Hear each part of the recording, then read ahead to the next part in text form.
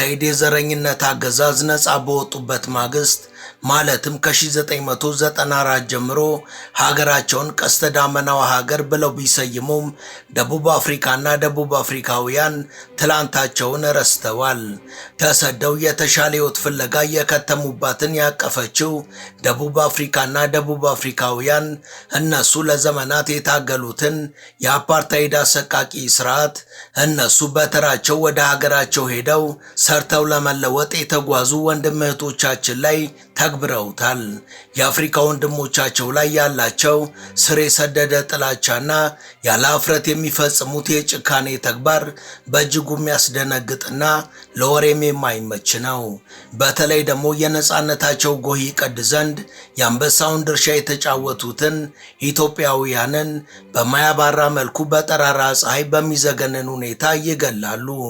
ስራችንን ቀሙን፣ ሀብታችንን ወሰዱብን፣ ወንጀል አበዙ በሚል ሀገሪቷን ወደ ሲኦልነት ለውጠዋታል።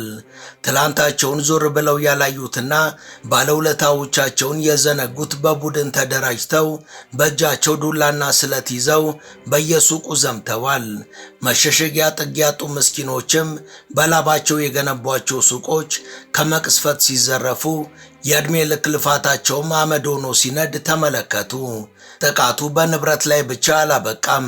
ኢትዮጵያውያንና ሌሎች አፍሪካውያን በየመንገዱ እየተለቀሙ በአሰቃቂ ሁኔታ በስለትና በጥይት በየዕለቱ ይጨፈጭፋሉ።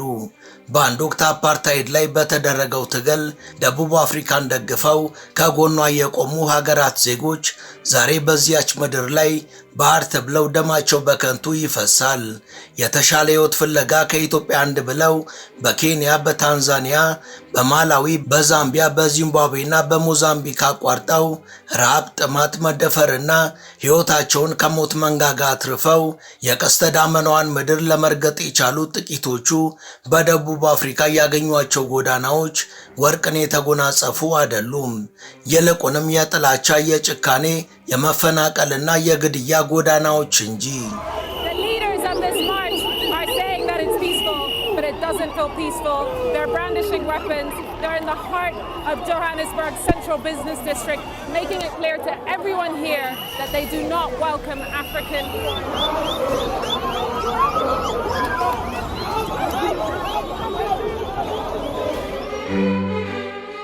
ሰላምና ጤና በያላችሁበት የምንመኝላችሁ ወደ ቻናላችን ቤተሰቦች ለዛሬ የኢትዮጵያ ስደተኞች ወደ ደቡብ አፍሪካ የሚያደርጉትን አደገኛ ጉዞ እዚያ ሲደርሱ የሚገጥማቸውን እውነታና በዚያ ሁሉ መሃል ያሉትን የስቃይ መንገዶች እናስቃኛቸዋለን።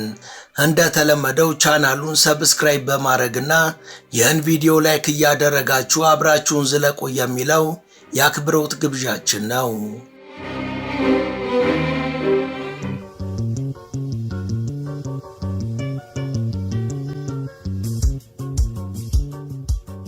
ደቡብ አፍሪካ በውበቷ በታሪኳና በሕዝቦቿ ልዩነት የምትታወቅ ናት።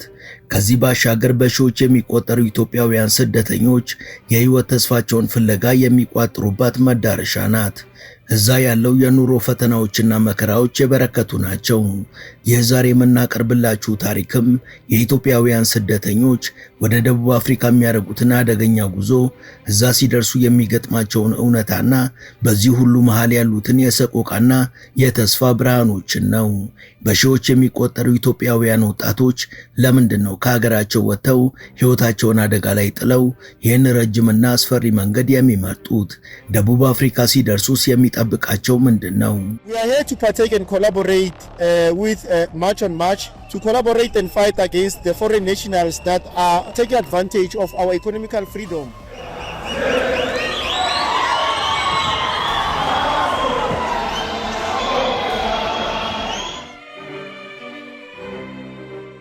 ደቡብ አፍሪካ ከ62 ሚሊዮን በላይ ሕዝብ ያላት ሲሆን በአፍሪካ አህጉር ከፍተኛ ሕዝብ ካላቸው ሀገራት መሃልም የምትመደብ ናት። ሕዝቦቹ 11 ቋንቋዎችን የሚናገሩ ሲሆን እንግሊዘኛ፣ ዙሉ፣ ኮሳና አፍሪካንስ በስፋት ይነገራሉ። የልዩነትም ሀገሪቷን ሬንቦ ኔሽን የሚል ስም እንዲወጣላት አድርጓል። ህንድ ውቅያኖስና አትላንቲክ ውቅያኖስ በምስራቅና በምዕራብ ሲከቧት፣ በሰሜን ደግሞ ሞዛምቢክና ስዋዚላንድ ያዋስኗታል። ሀገሪቷ ከ1.2 ሚሊዮን ካሬ ኪሎ ሜትር በላይ ስፋት ያላት ሲሆን ኬፕ ታውን፣ ፕሪቶሪያ፣ ደርባን፣ ጆሃንስበርግ እና ብሉምፎንቴ ዋና ከተሞቿ ናቸው። ደቡብ አፍሪካ በአህጉሪቷ ውስጥ ኢኮኖሚያቸው እየተሻሻለ ከመጣ ሀገራት መሃል አንዷ ስትሆን በሀገሪቷም የአፓርታይድ ቀንበር እስከ 1994 ተጭኗት ቆይቷል።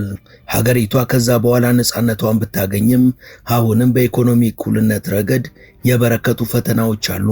ነጮቹ ቱጃሮች ሲሆኑ አብዛኞቹ የሀገሪቷ ተወላጅ የሆኑ ጥቁር ደቡብ አፍሪካውያን ደግሞ ከእጅ ወደ አፍ ነው የሚኖሩት።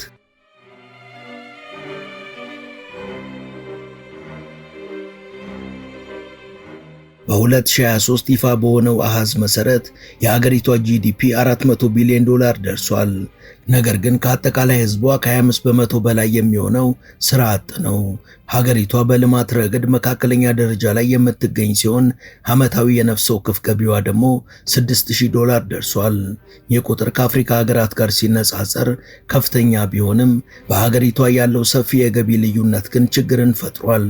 ከ10 በመቶ ያልበለጠው ህዝቧ የሀገሪቷን 70 በመቶ ገቢ ተቆጣጥሯል። ደቡብ አፍሪካ በማዕድን በቱሪዝምና በእርሻ ላይ የተመሰረተች ሲሆን ወርቅ፣ አልማዝ፣ ፕላቲኒየም እና ከሰል ሀገሪቷ ከምታመርታቸው ማዕድናት መሃል ዋናዎቹ ናቸው። ዝሆን፣ አንበሳና ሌሎች በርካታ የዱር አራዊቶቿም ለቱሪዝሟ ጥንካሬ ከፍተኛ አስተዋጽኦን አበርክቷል። ደቡብ አፍሪካ በወይን ምርትም ከፍተኛ ገቢን ታገኛለች።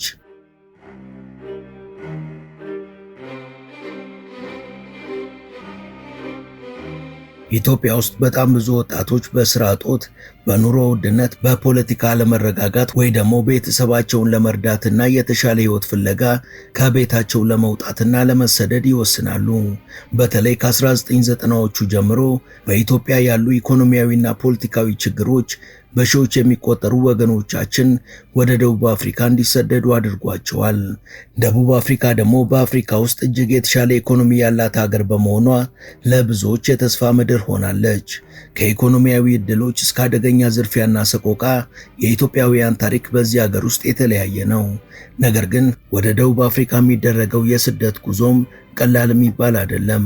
በህጋዊ መንገድ መሄድ አስቸጋሪና ውድ ስለሆነ ብዙዎች ህገወጡን መንገድ ይመርጣሉ። ይህ ጉዞ ብዙውን ጊዜ ከኢትዮጵያ ይጀምራል። በኬንያ፣ በታንዛኒያ፣ በማላዊ፣ በዛምቢያ፣ በዚምባብዌና በሞዛምቢክ እንዲሁም በሌሎች ሀገሮች በማለፍ ደቡብ አፍሪካ ይደረሳል። ይህ ማለት በሺዎች የሚቆጠሩ ኪሎ ሜትሮችን በእግር፣ በመኪና ወይም ደግሞ በተጨናነቁ የጭነት መኪናዎች መጓዝ ማለት ነው።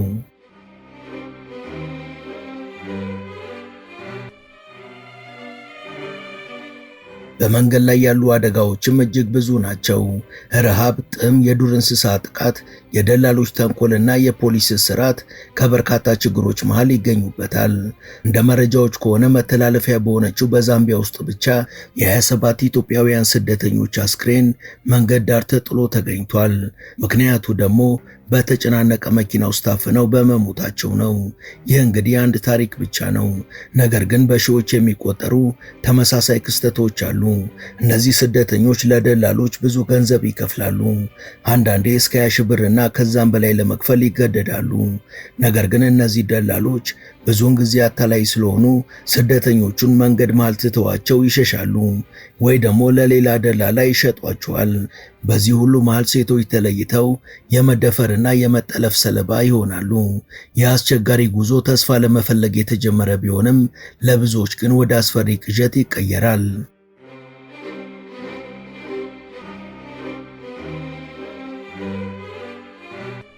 አንዳንዶች ከዚህ አስቸጋሪ ጉዞ ተርፈው ደቡብ አፍሪካ ደርሰዋል።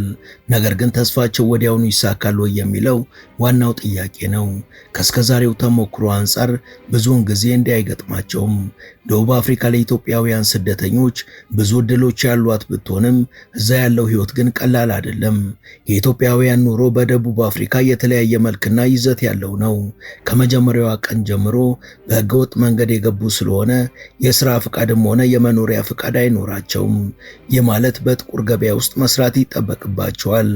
ይህም ማለት ዝቅተኛ ደሞዝ፣ መጥፎ የሥራ ሁኔታና ያለምንም የሕግ ከለላ መስራትን ያካትታል። ብዙ ኢትዮጵያውያን ደግሞ ትናንሽ ሱቆችን ይከፍታሉ። በሆቴሎችና በግንባታ ስፍራዎች እንደዚሁም በጎዳና ላይ በሚነገዱ ነገሮች የተሰማሩም አሉ። ውድ የመሿለኪያ ቤተሰቦች ይህን ዘገባ እዚህ ድረስ ከተከታተላችሁት ቻናሉ የበለጠ እንዲያድግ አንድ ጊዜ ሰብስክራይብ እንድታደርጉ አስታውሰን ተረካችንን እንቀጥል።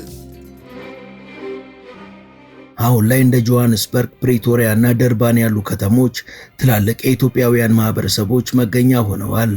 በጆሃንስበርግ የሚገኘው ሊትል ኢትዮጵያ ወይም ትንሿ ኢትዮጵያ ተብሎ የሚጠራው አካባቢ በኢትዮጵያውያን የተሞላ ሲሆን የኢትዮጵያ ቡና፣ እንጀራና ባህላዊ ምግቦች የሚሸጡባቸው ቦታዎችም ይገኛሉ። እነዚህ ማህበረሰቦች ባህላቸውን ለመጠበቅም እንደ ቤተ ክርስቲያንና የቡና ስነ ስርዓት አይነት መሰባሰቢያዎችን ያዘጋጃሉ። ነገር ግን ሁሉም ኢትዮጵያውያን የተረጋጋ ህይወት አይኖሩም። ብዙዎቹ ያለ ህጋዊ ፍቃድ ስለሚገቡ በዝቅተኛ ደሞዝ፣ በጽዳት፣ በመኪና ጥበትና በደህንነት ጠባቂነት ይሰራሉ። ይህ ደግሞ ከኑሮ ውድነቱ ጋር ተዳምሮ ብዙዎችን ወደ ድህነት ይመራቸዋል።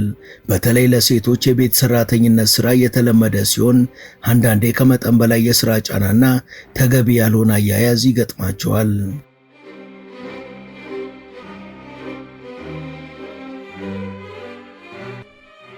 እንደ አሰግድ ዮሐንስ አይነት ስደተኞች በኳዙሉ ናታል አካባቢ ልብስና ጫማ በመሸጥ ይተዳደሩ ነበር። አሰግድ ለቢቢሲ እንደተናገረው ከዜሮ ጀምሮ ህይወቱን መልሶ መገንባት ችሏል። ነገር ግን ይህ ሁሉ ቀላል አልነበረም። አሰግድ እንደሚናገረው ከሱ ጋር ይሰሩ የነበሩ 6 የአገሪቷ ተወላጆች እንኳን ስራ አጥተዋል።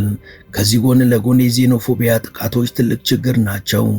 አንዳንድ የአገሪቷ ተወላጆች ስደተኞች ስራቸውን እንደሚወስዱባቸው በማመን በኢትዮጵያውያንና በሌሎች መጤዎች ላይ ጥቃት ይፈጽማሉ።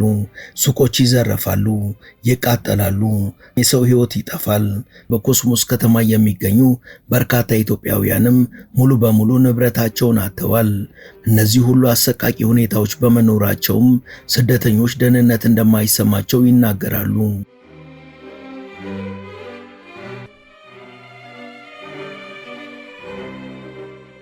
ከዜኖፎቢያው በተጨማሪ በሀገሪቷ የወንጀል መጠን ከፍተኛ ነው። ዝርፊያ፣ ግድያና ጥቃት በየቀኑ ይከሰታል። ለምሳሌ በደርባንና በጆሃንስበርግ ከተሞች ስደተኞች በህገወጥ መንገድ ስለገቡ ፖሊስ ወይም መንግስት ለሌሎች ዜጎች ጥበቃ እንደሚያደርገው ለነሱ አያደርግላቸውም። ይህ ደግሞ ተጠቂ ብቻ ሳይሆን ፍትህ ማግኘት እንዳይችሉ አድርጓቸዋል። ከዚህ ጎን ለጎን የኑሮ ውድነቱም ትልቅ ፈተና ነው። ቤት መከራየት፣ ምግብ መግዛትና ቤተሰብን መርዳት ለሚፈልጉ ስደተኞች እጅግ በጣም ከባድ ነው። አንዳንዶች በቀን 10 ግራንድ ወይም 50 ብር ገደማ ባነሰ ገንዘብ ይሰራሉ። ይህ ደግሞ ህይወታቸውን እንኳን ለመግፋት በቂ አይደለም። በዚህ ሁሉ መሃል የቤተሰብ ጫና ይጨምራል። በኢትዮጵያ ያሉ ዘመዶች ገንዘብ እንዲልኩላቸው ይጠብቃሉ። ነገር ግን እዚያ ያለው ህይወት በጣም አስቸጋሪና በፈተናዎች የተሞላ ነው። በርካታ መጥፎ ነገሮችም ይገጥሟቸዋል።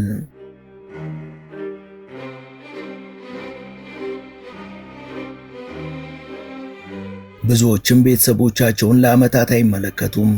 የራሳቸውን ህይወት መልሰው ለመገንባት ይታገላሉ። አንዳንዶች በዜኖፎቢያ ጥቃት ወይም በሌላ በሚፈጸምባቸው ወንጀል ህይወታቸው ያልፋል። እንደ አሰግድ ያሉ ሰዎች ከዜሮ ጀምረው ህይወታቸውን መልሰው ገንብተዋል። በፖሊስ ተይዞ መታሰር፣ ያለ ፍትህ መታፈን ወይም ደግሞ በተለመደው አገላለጽ የውጭ ዜጋ ተብለው መገለል የተለመደ ነው። እነዚህ ሁሉ መከራዎች ብዙ ኢትዮጵያውያንን ወደ ኢትዮጵያ እንዲመለሱ አሊያ ደግሞ እግራቸው ወደ መራቸው ሌላ ሀገር እንዲሰደዱ ያስገድዳቸዋል።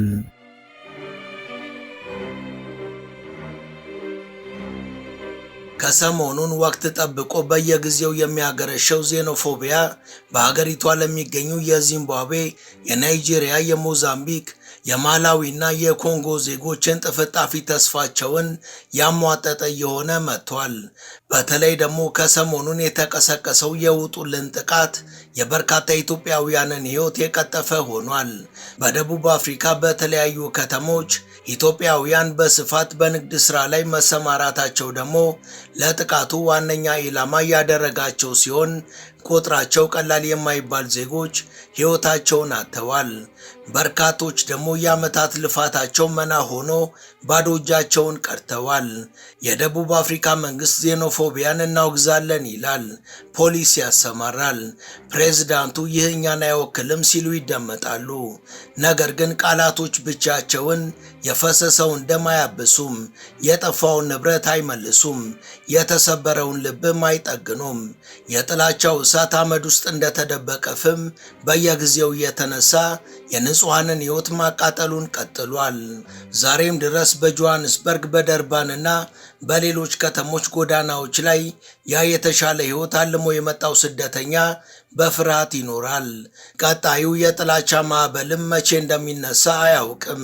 በአንድ ወቅት የአፓርታይድን ጭቆና ለመጣል አብረዋቸው የተዋደቁ ወንድሞቻቸው ዛሬ በእነሱ ምድር ላይ ባዕድ ተብለው እንዲህ መሆናቸው ልብን ይሰብራል። የቀስተ ዳመናዋ ምድር አሁንም በላይዋ ላይ ጥቁር ጥላ እንዳጠላባት ቀጥሏል።